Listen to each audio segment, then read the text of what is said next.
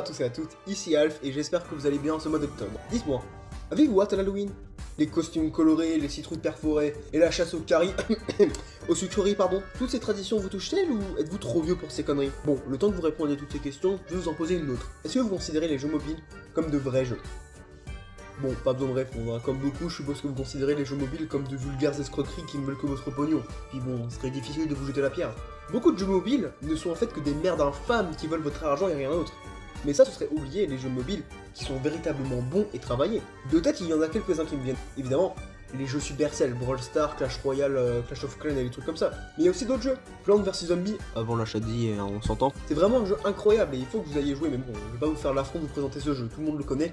Et le jeu qui va nous intéresser aujourd'hui, Candy and Curse.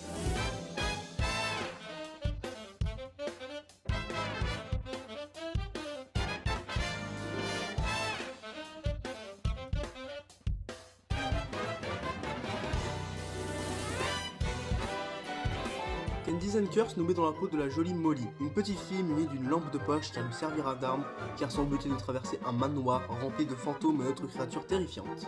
Notre objectif est de traverser 6 niveaux, le hall de l'angoisse, la chaudière embrasée, la librairie aux sorcelleries, la dinette du chaos, le gala botanique et la pièce aux frissons. A l'aide de sa lampe de poche, notre jeune Molly terrasse tous les monstres sur son chemin. Enfin, lampe de poche.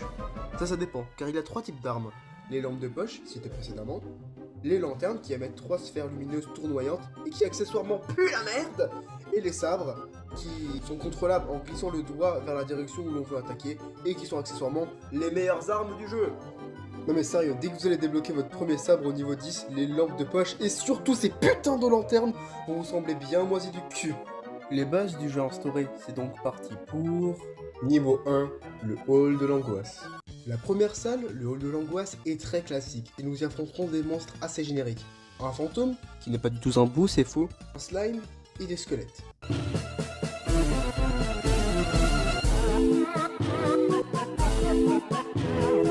Bon, c'est pas très original, mais pour un premier niveau, ça passe.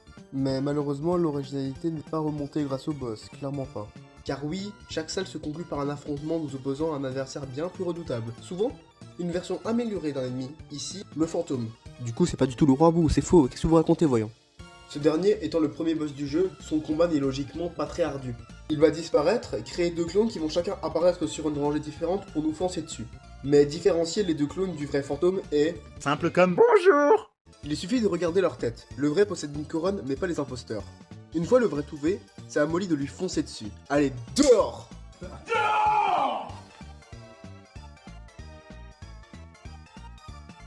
Niveau 2, la chaudière embrasée. Ce niveau a une ambiance très différente comparée au noir générique du niveau précédent. Ici, il semblerait que nous soyons dans une sorte de chaufferie, ou en Australie. Le bestiaire suit l'ambiance caniculaire de cette zone. Les slimes arborent d'une couleur rouge vive et de nouveaux ennemis apparaissent. Les mages, et ils reviendront dans notre zone. D'ailleurs, cette zone possède un thème, absolument. Il est incroyable ce thème, il est vraiment bien. Après avoir tué assez d'ennemis, car oui, pour activer les combats de boss et terminer le niveau, il faut tuer un certain nombre d'ennemis, le boss apparaît. Et il s'agit d'un crâne enflammé. Le moins que l'on puisse dire, c'est que ces patterns sont bien chiants à esquiver. Déjà, lors de son animation d'apparition, il descend vers le bas, ce qui peut toucher Molly. Même ces moments de vulnérabilité sont chiants, car après l'avoir touché, il fait valser quelques petites flamèches qui peuvent vous toucher. Mais bon, ça reste le deuxième boss du jeu et donc pas un défi extrêmement dur. Esquivez ses attaques et les quelques flammes qu'il crée en bougeant, et cassez-lui la gueule.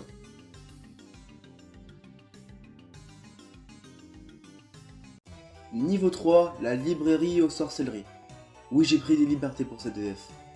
Ce niveau introduit des ennemis déjà vus précédemment mais qui utilisent cette fois le poison comme arme, et aussi ces fantômes immobiles qui crachent un projectile. Il y a également des araignées qui changent de rangée et qui peuvent grimper sur le plafond de ces dernières. A partir de cette zone, au bout d'un certain nombre de monstres vaincus, arrivera ce que j'appelle les aléas du terrain. Un événement qui arrive vers la moitié de la zone souvent, un foreshadowing du boss. Ici, des petites gouttelettes de poison tomberont et créeront des squelettes de poison. Justement, en parlant des squelettes, le boss, la Necrowitch qui est d'ailleurs mon boss préféré, possède une attaque où, grâce à son sceptre, elle invoque ces mêmes créatures, et c'est en les éliminant que la Necrowitch devient vulnérable. Sa deuxième attaque, lui complexe à éviter, consiste en une pluie de crânes corrosifs, et une fois l'inverse terminée, Dégagez cette chippie tel votre ex toxique.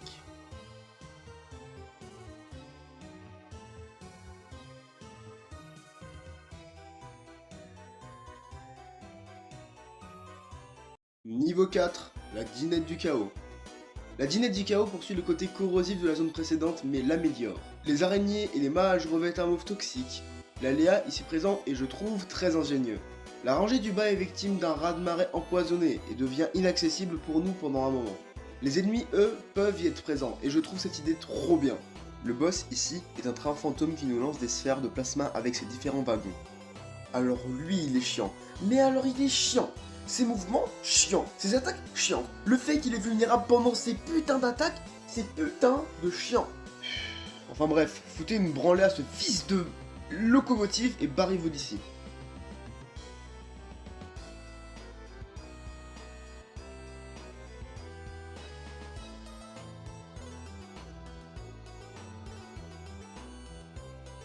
Niveau 5, le gala botanique. Le gala botanique prend un air végétal et naturel. Ah, quelle belle forêt intérieure. Et si on foutait des ennemis de feu? Voilà ce qu'a dû se dire les développeurs, car on retrouve des monstres de feu pour des raisons qui m'échappent. Comme quoi, on est vraiment en Australie. Vous vous souvenez des fantômes qui vous crachent dessus? Les voilà, vous crachez des flammes tel un NES Online. L'aléa présent dans cette zone, des citrouilles explosives feront leur apparition et vous pèteront à la gueule. Non, non, pas comme ça. Elles feront plus. Kaboom! Yes, Rico. Kaboom. Le boss de cette zone est Jack, le responsable de ses attaques de citrouilles.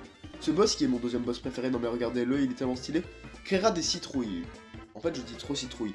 Des légumes qui explosent et attaquera avec des plantes. Et dépendamment de s'il rigole ou pas, il attaquera devant lui ou pas. D'ailleurs, lorsqu'il vous enferme après s'être fait attaquer, il créera plein de légumes et vous pourrez l'attaquer avant qu'elle n'explose. Je me ferais bien une petite tasse de citrouille, moi.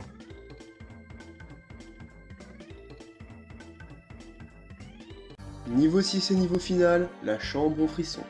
Cette zone reprend l'ambiance classique du hall de l'angoisse avec ce manoir générique. Ce niveau est un regroupement de presque tous les ennemis vus précédemment. Slime, mage, crasher, squelette, etc. L'aléa ici est très intéressant. Le background disparaît, tout simplement. Ceci est à double tranchant car certes l'absence de décor facilite le fait de se concentrer sur des ennemis, mais lors de cet aléa, des spectres de plasma apparaissent des deux côtés. Après en avoir chié avec cette zone, le boss de cette zone apparaît, le boss final. Et accrochez-vous, car il ne déconne pas. Le roi fera d'abord s'élever 2 rayons de bonbons du côté droit et gauche de l'écran. A vous de rester au milieu en tournant habilement. Ensuite, votre adversaire ira sur un bout de l'écran, recréera un rayon, mais cette fois, les spectres de plasma cités précédemment surgiront 2 par 2. Esquivez-les grâce à votre sens du timing, et allez l'attaquer une fois qu'il sera sonné. Le background, à nouveau noirci, le roi des spectres fera apparaître d'énormes friandises vertes. Une fois cela terminé, le cycle se répète. 2 rayons de bonbons, le rayon et les spectres, vous le touchez, bonbons, etc. Ça recommence, ça recommence. Je sais, il faut une bonne concentration et un sens du rythme, mais vous allez y arriver. Sauf si vous jouez la lanterne, encore une fois, je tiens à vous le dire. Cette petite merde! Back now. Noah! Larry, what the hell are you... C'était Candies and Curse. Quelle aventure ce fut, les amis. Alors, je pourrais aller en détail et vous parler des bonbons et malédictions, des charmes et du mode Candy Crusher, mais je vais vous laisser le loisir de tout découvrir par vous-même. Et j'ai un peu la flemme, c'est vrai. Bon, passons à mon avis sur le jeu.